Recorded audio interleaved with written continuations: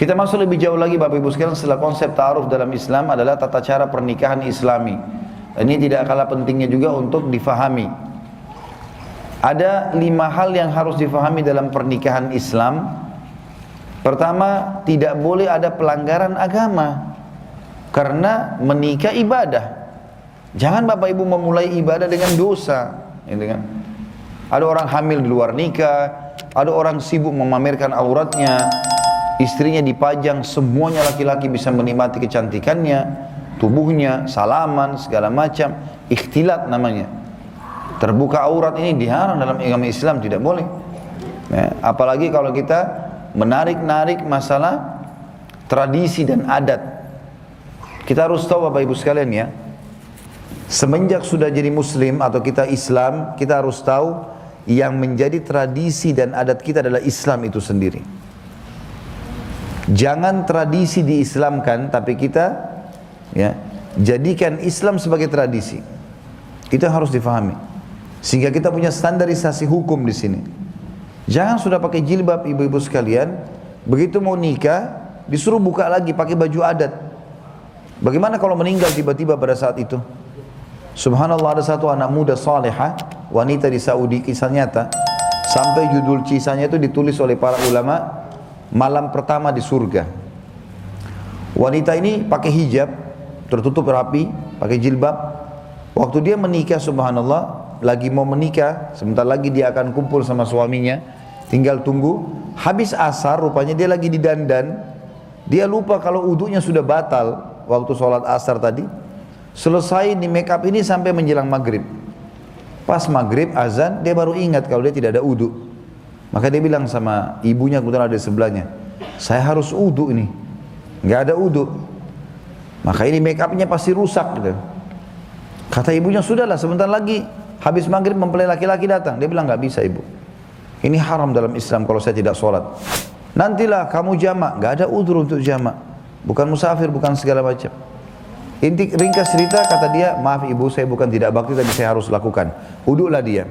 Wudu, kemudian dia sholat. Kata ibunya, baiklah kalau begitu, percepatlah sholatnya. Sementara dia sujud di rakaat pertama Bapak Ibu sekalian, lama gak angkat-angkat kepalanya si perempuan ini. Ini kisah nyata. Ibunya sampai bilang, ayo nak, cepat nak. Dia tetap saja sujud.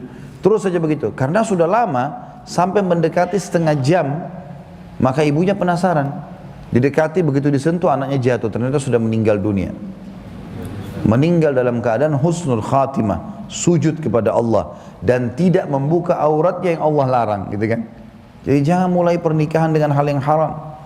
Berapa banyak kaum muslimin di Indonesia memulai pernikahannya dengan musik yang luar biasa, datang penyanyi-penyanyi yang terbuka auratnya. Berapa banyak orang yang hadir di gedung, berapa banyak dosa yang dia panen. Kenapa tidak berpikir ke sana? Harusnya difahami nih Bapak Ibu sekalian, jangan ada kemaksiatan, jangan mulai dengan dosa, ini ibadah ya. Yang kedua, harus ada walinya perempuan. Tidak sah pernikahan wanita siapapun tanpa izin wali, dan walinya adalah ayah kandungnya. Kalau ayah kandung sudah meninggal, baru boleh pindah ke pamannya atau saudara-saudara ayahnya. Kalau sudah tidak ada, baru pindah ke saudaranya dia. Kalau dia janda punya anak sudah balik, maka boleh anaknya menjadi walinya.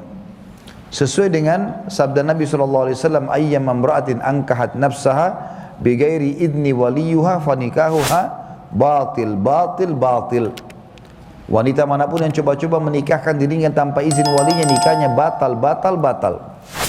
Kecuali walinya dalam kondisi kafir atau dalam satu keadaan, yang melamar si wanita laki-laki yang sangat soleh, lalu ayahnya si wanita ini fasik, artinya orang yang jauh dari agama. Dia larang anak perempuannya nikah sama laki-laki ini karena mungkin dianggap sudahlah, nggak penting solehnya, yang penting dia kayahnya, yang penting dia begininya. Dia tolak orang soleh. Maka di saat itu boleh pindah ke wali hakim. Kalau kita pemerintah, kita tentunya ada di KUA dengan istilah wali hakim. Tapi kalau enggak boleh sama sekali. Harus izin. Termasuk hati-hati ibu-ibu sekalian, saya dengar ini sering disebar di masyarakat kita, janda juga tetap butuh wali. Dinisbatkan kepada Imam Abu Hanifah, dikatakan dalam mazhab Hanafi boleh janda menikahkan dirinya. Ini pendapat kedua dari Imam Abu Hanifah, itu pun sangat lemah. Pendapat beliau yang paling kuat adalah tetap pakai wali. Karena wali itu fungsinya sebagai pendukung dan pembela ibu. Jadi seperti misalnya kalau laki-laki lagi mau nikah nih, kemudian dia lihat, kami laki-laki sini kalau lihat di belakang ibu ada walinya, ada ayahnya, ada pamannya, laki-laki itu seperti menghadapi laki-laki yang lain tahu, oh ini ada pembelanya. Seperti itulah. Jadi jangan terbawa dengan tanda kutip arus kebodohan di sini, menikah tanpa wali, dan ini membatalkan pernikahan kata Nabi SAW. Wanita manapun yang coba-coba nikahkan dirinya tanpa izin walinya, nikahnya batal. 3 kali kata Nabi SAW. Yang ketiga, harus ada mahar. Dan mahar artinya adalah harta yang diberikan oleh laki-laki untuk sahnya nikah itu. Dan ini makin sederhana makin bagus. Sebagaimana sabda Nabi SAW, aktsaruhunna barakah, akaluhunna mahra. Wanita yang paling banyak berkahnya, yang paling sedikit maharnya. Jadi ini di Indonesia sudah diamalkan tentunya, perangkat sholat, Quran dan seterusnya. Ini termasuk mahar yang sangat baik ya. Bedakan antara mahar dengan uang yang diberikan untuk acara, itu beda, itu bukan mahar. Jadi kalau acara boleh laki-laki perempuan saling bantu-membantu, tapi mahar yang diletakkan pada saat akad nikah. Kemudian yang keempat adalah adanya 2 saksi yang terpercaya dari kaum laki-laki. Boleh satu dari pihak laki-laki, satu dari pihak perempuan, tapi boleh dari pihak laki-laki dua-duanya, atau dua-duanya dari pihak perempuan, tidak ada masalah. Atau mungkin tidak ada hubungan kerabat, teman, tetangga, dianggap dituakan, dipercaya, boleh jadi wali, boleh jadi saksi. Dan ini harus 2 orang.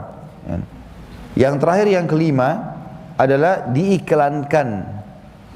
Iklankan artinya Bapak Ibu minimal undang orang yang sering interaksi sama kita. Sebagaimana sabda Nabi SAW kepada Abdurrahman bin Auf, beliau menikah dan Nabi SAW tidak diundang.